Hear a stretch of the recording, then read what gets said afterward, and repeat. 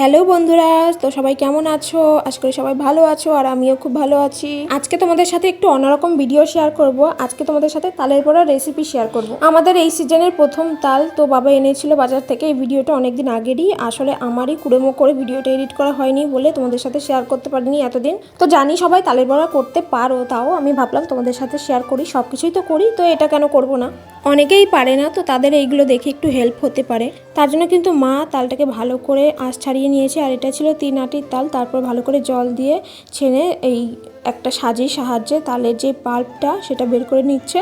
একটা তাল থেকে কিন্তু অনেকটাই তালের গোলা বেরিয়েছিল, তো পুরোটা করবে না, এখান থেকে হাফ নিয়ে বড়া করা হবে। যেহেতু এই সিজনের প্রথম বাড়িতে তাল আনা হলো, তার জন্য কিন্তু আমাদের বাড়ির ঠাকুরকে আগে দেওয়া হবে, মানে গোপালকে দেওয়া হবে। তার জন্য মা নিরামিষ বাসনেই করছিল। আর এখানে কিন্তু নিয়েছে সুজি, তারপর চিনি, তারপর একটু নারকেল করা দিয়েছে, আর তালের যেই শাঁসটা ছিল সেটা দিয়ে দিয়েছে। তো সবগুলো দিয়ে কিন্তু ভালো করে হাত দিয়ে মাখিয়ে নিয়েছে।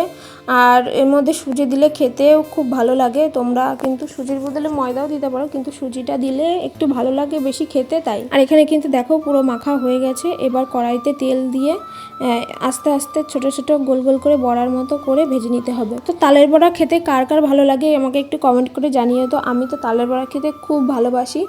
তো এইগুলো দেখো লাল লাল করে ভাজা হয়ে গেছে, এইগুলো এবার তুলে নেওয়া হবে। তো প্রথমগুলো তো ভাজা হয়ে গেছে, তুলে নিয়েছি। তারপর দ্বিতীয়গুলো দিয়ে দেওয়া হলো তেলের মধ্যে। আর তোমাদের তো আগেই বলেছি, আমাদের বাড়ি কোনো ফল বা কোনো কিছু আনা হলে আগে কিন্তু গোপালকে দেওয়া হয়। আর কোনো সিজনের কোনো ফল যদি আনা হয় তাহলে তো সেটা অবশ্যই দেওয়া হবে। তো যেটুকু মাখিয়েছিল সেটুকুই কিন্তু ভেজেছে, আর বেশি আর ভাজেনি, কারণ অনেকটাই রাত হয়ে গেছিলো। যেহেতু তালের বড়া রাত্রেবেলায় ভাজতে বসেছিলাম আমরা। তাল দিয়ে জানো তো মালপোয়া বানাই। আমি তোমাদের সাথে একদিন আমের মালপোয়া শেয়ার করেছিলাম, তো সেটা খেতে বেশ ভালোই হয়েছিল।